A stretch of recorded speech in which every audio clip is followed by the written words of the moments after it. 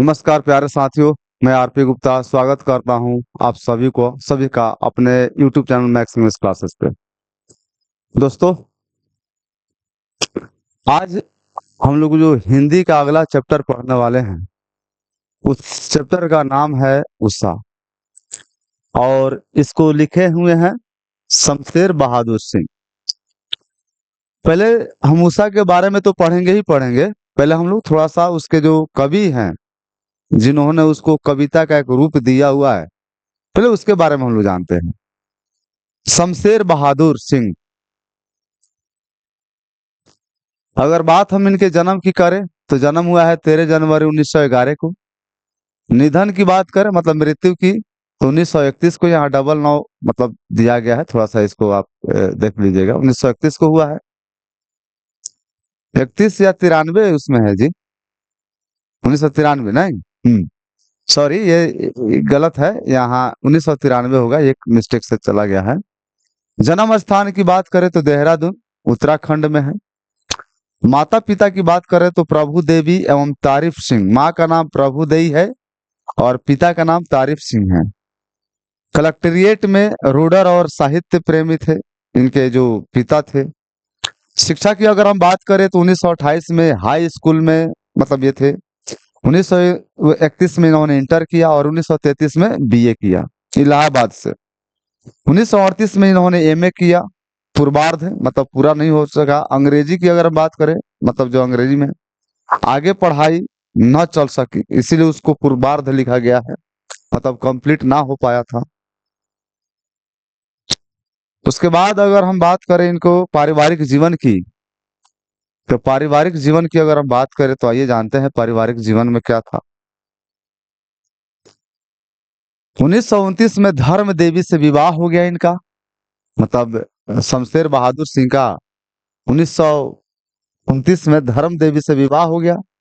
1933 में पत्नी की मृत्यु हो गई। देख लीजिए, 1929 में शादी हुआ और 33 में उनकी पत्नी की मृत्यु हो जाती है, मतलब 4 साल बाद।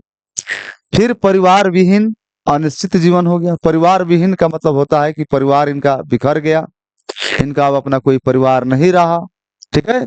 और इनका जो जीवन बीतने लगा अनिश्चित में बीतने लगा, मतलब इनके जीवन का कोई निश्चित नहीं था, कोई ठिकाना नहीं था कि ये कब कहाँ रहेंगे और कब कहाँ रहेंगे।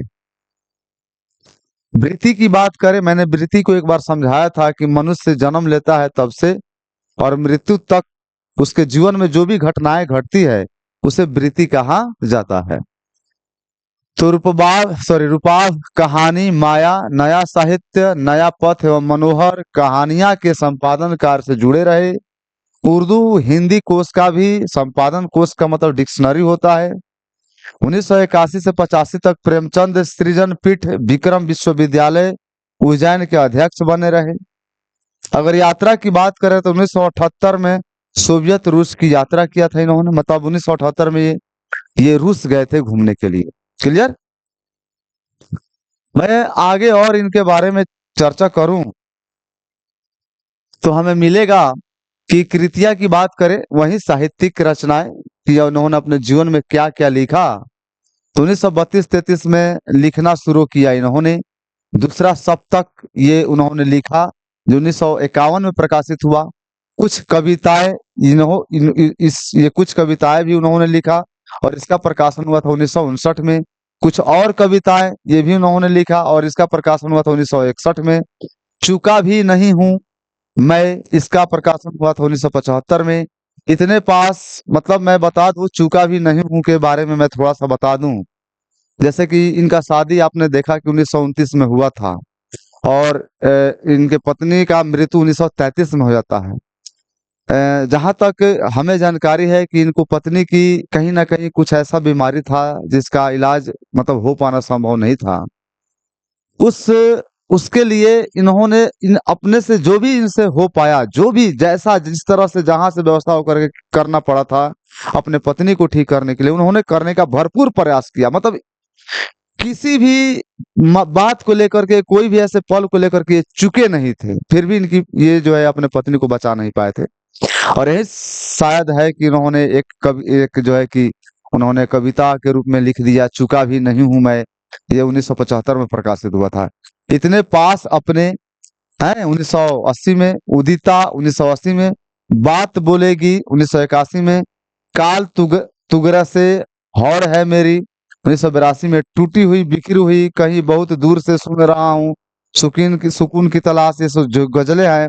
ऐसा कहा जाता है कि जब इनकी पत्नी मरी थी तो बहुत इनको मतलब समझे कि बड़ी ही घात लगा था, इनको बहुत ही पीड़ा हुआ था, बहुत दर्द हुआ था, और वो दर्द को ये भुला नहीं पा रहे थे चाहे किसी भी तरह से।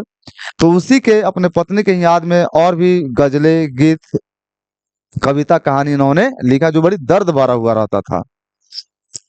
प्रतिनिधि कविताएं हैं, ये सारे के सारे उन्होंने अपने जीवन में लिखा था। ठीक है, मैं फिर से कहना चाहूंगा कि जो भी डेट वोट दिया हुआ है प्रकाशन का, उस किताब को याद रखना आपके लिए मतलब ज्यादा फायदेमंद होगा एग्जाम के व्यू से। आइए हम लोग और आगे बढ़ते हैं और चलते हैं डायरेक्ट अब हम लोग कविता के पास, जिसका नाम है उषा।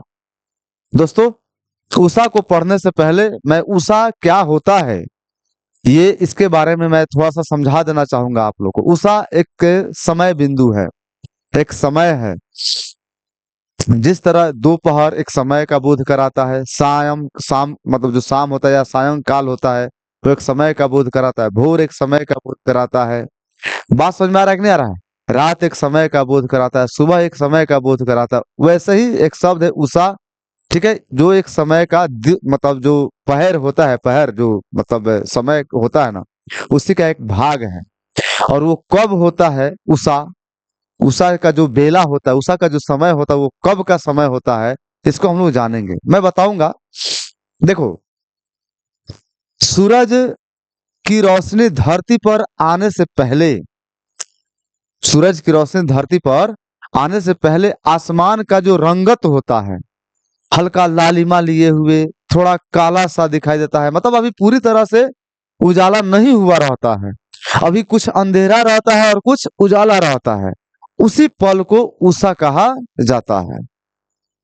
उषा को हम मतलब कहने का सेंस है, उषा के समय का सॉरी उषा के समय आसमान का जो रंग होता है उसका वर्णन कितनी बेहतरीन तरीका से शमशेर बहादुर सिंह ने किया है। ये मैं भी मतलब जब पढ़ता हूँ या जब मैं पढ़ाने आ रहा हूँ, पढ़ाऊंगा आप लोग को, मैं दंग रह गया, या बड़ी मतलब इंटरेस्टिंग है ये देख, ये मैं जब सोचता हूँ कि कवि कवि का जो दिमाग होता है वो कितना बेहतरीन ढंग से काम करता होगा। कि बताइए, एक भोर का जो समय होता है और एक भोर में जो आसमान दिखाई देता है, उस आसमान को कितने रूपों में व्यक्त किया गया है शमशेर बहादुर सिंह के द्वारा। आप भी पढ़िएगा तो कल्पना नहीं कर पाइएगा कि हाँ इस तरह से भी व्याख्या किया जा सकता है। इतनी बेहतरीन और इतनी सटीक जो है कि व्याख्या किया गया है शमशेर बहादुर सिंह के द्वारा। देखिएगा, मैं फिर से बता दूं, उषा का मतलब वो समय होता है जब मतलब भोर का वह समय होता है कि थोड़ा अंधेरा भी रहता है और थोड़ा सा लाइट भी रहता है। उसी पल को हम लोग उषा कहते हैं। और उस समय आसमान का जो रंग होता है कैसे पल पल बदलते रहता है, उसको व्याख्या कर मतलब उसकी व्याख्या जो है शमशेर बहादुर ने किया हुआ है।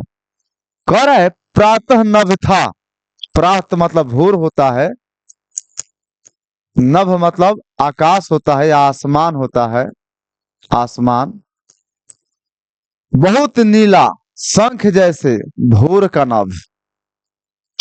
बड़ी बारीकी से समझना होगा दोस्तों।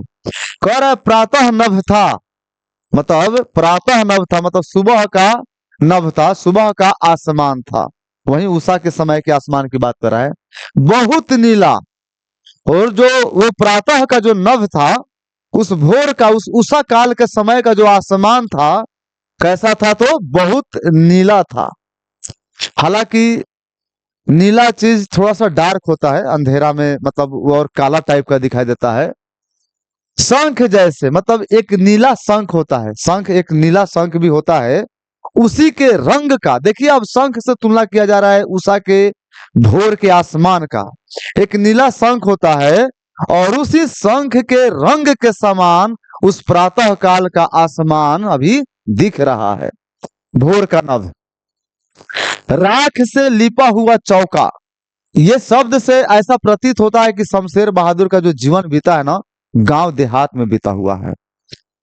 राख से लीपा हुआ चौका। चौका मतलब आज भी गांव देहात में जो फूस का घर होता है और जिनके घर में चूल्हा पर खाना बनता है, तो रात में चूल्हा पर जब खाना वाना बन करके सब कुछ सभी लोग घर के लोग खा पी लेते हैं, तो जो गृहिणी होती है, जो माँ होती है, जो खाना बनाने वाली औरत होती है, उस चूल्हे को और उस रसोई घर को लिपती है। कथी से? तो राख से। उस समय जो राख से खाना बना हुआ रहता है, आग जला करके, उसी राख से, ठीक है, और थोड़ा सा मिट्टी मिला करके उस चूल्हा को और उस पूरे जो है कि क्या बोलते हैं रसोई घर को लीपा जाता है। और लिपने के बाद उस समय का, लिपाई करने के बाद जो रंग उस समय का जो दिखाई देता है चूल्हा चौखट का, उसी के रंग जैसा प्रातः काल का, भोर का जो प्रातः काल का जो आसमान है उसके जैसा दिखाई देता है। बात समझ में आ रहा है कि नहीं आ रहा है? जैसे कहने का सेंस है कि राख से लिपा हुआ चौका, उस आसमान के बारे में, उषा काल के समय में जो आसमान का रंग दिखाई देता है, एक तो कह दिया गया कि नीले शंख के जैसा उसका रंग होता है, ये हो गया। थोड़ा और समय बीतता है तो उसके बाद आसमान का रंग कैसे होता है? तो मानो वो आसमान ऐसे दिखाई देता है कि जैसे कि रात में कोई गृहिणी खाना वाना खिलाने के बाद जो चूल्हा चौखट जो होता है, जो घर होता है, उसको लिपने के बाद जिस तरह से वो दिखाई देता है ना, ठीक उसी तरह उस समय का वो आसमान दिखाई देता है, भोर का आसमान। बहुत काली सील जरा से लाल केसर से की जैसे धुल गई हो। सील का मतलब होता है पत्थर। सिल मतलब पत्थर, लेकिन यहाँ सिल से सेंसर सिलवट से, सिलवट भी पत्थर का ही बनता है जिस पर मसाला पीसा जाता है। अब देखिए, थोड़ा सा और भोर हुआ, थोड़ा सा मतलब समय और बीता, तब आसमान का रंग कैसे हुआ? तो कवि कह रहे हैं कि मानो कि सिलवट पर मानो कि किसी ने केसर को पीस के धो दिया है।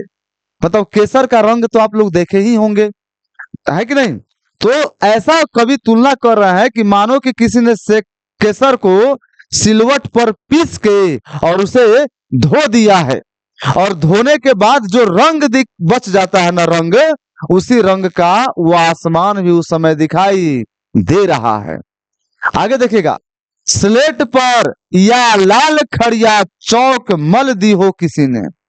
स्लेट कैसा होता है? स्लेट होता है हल्का काले रंग का। देखिए अब यहाँ स्लेट पर खड़िया मतलब जैसे खली हम लोग बोलते हैं, खली, लाल खली से कि मानो जो लिख करके खड़िया चौक से मल दी हो। जो लाल रंग का जो खड़िया होता है, मानो कि स्लेट पर उसने किसी ने क्या कर दिया हो? मल दिया हो। मतलब जैसे थोड़ा सा और समय आगे बीत रहा है, निकल रहा है, तो अब जो है उस आसमान का रंग ऐसे दिखाई दे रहा है कि मानो कि किसी ने स्लेट पर लाल खड़िया मल दिया हुआ है। उस रंग का उस समय का आसमान दिखाई दे रहा है। नील जल में या किसी की गौर झिलमिल दे।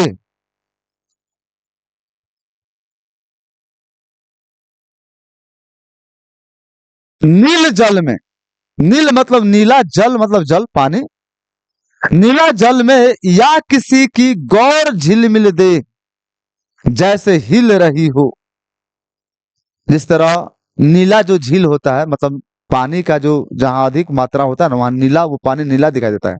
अब देखिए कि कितना शानदार ये तुलना कर रहे हैं उस भोर के आसमान का, कि मान लो कि जैसे कि कोई नीला जल है और उस जल में कोई गोर बदन वाला व्यक्ति उसमें जब उतरता है, और उतरने के बाद जो उसका रंग दिखाई देता है उस झील का या उस व्यक्ति के उसमें उतर जाने का, ठीक वैसा ही रंग, ठीक वैसा ही दृश्य अब उषा काल के समय का उस आसमान का भी रंग दिखाई दे रहा है। जादू टूटता है इस उषा का, अब सूर्योदय हो रहा है। मतलब जैसे अब सूर्योदय हो रहा है, मतलब सूर्य अब अपने पूरे प्रकाश को बिखरने लगा है, तो उषा का जो जादू चल रहा था, जादू रंग बदलने का जो जादू चल रहा था, अब वो जादू टूट रहा है। क्योंकि जब आसमान में सूरज चमकने लगते हैं ना, तो कोई रंग शेष नहीं रह जाता है। बात समझ में आ रहा है? तो यहाँ पर हम लोगों ने देखा कि उषा काल के आसमान का जो रंग होता है, उस रंग का तुलना शमशेर बहादुर सिंह ने किन किन चीजों से किया। तो मैं फिर से एक बार आप लोगों को दिखा देता हूं कि किन किन चीजों से किया है। पहला तो क्या हुआ है यहाँ पे, पहला उन्होंने किया है तुलना नीला शंख जैसा। फिर उन्होंने क्या किया है, मानो कि चूल्हा और रसोई को किसी ने राख से लिप दिया है। फिर क्या है, तो काली सील पर किसी ने लाल केसर, मतलब सिलवट पर मान के चलो कि किसी ने केसर पीस दिया, और केसर पीसने के बाद धोने के बाद जो सिलवट का रंग दिखाई देता है, वैसे ही उस समय का आसमान दिखाई दे रहा है, नीले शंख की तरह दिखाई दे रहा है। मानो ऐसा दिखाई दे रहा है कि किसी ने चूल्हा को लिप दिया हुआ, उस तरह का दिखाई दे रहा है। फिर आगे उन्होंने क्या किया है कि कह रहा है कि मानो कि कोई स्लेट पर लाल खड़िया रगड़ दिया है, मल दिया, वैसा दिखाई दे रहा है। फिर आगे उन्होंने झील से तुलना करते हुए कहा है कि जिस तरह नीला झील होता है और उसमें कोई गोर बदन वाला व्यक्ति जब उतरता है, उतरने के बाद उस झील का जो रंग होता है, ठीक वैसे ही आसमान का रंग दिखाई दे रहा है। उम्मीद करता हूं दोस्तों कि ये कविता आपको बेहतर समझ में आया होगा। अगर समझ में आया हो तो अपने दोस्तों को भी शेयर करें। Thank you so much.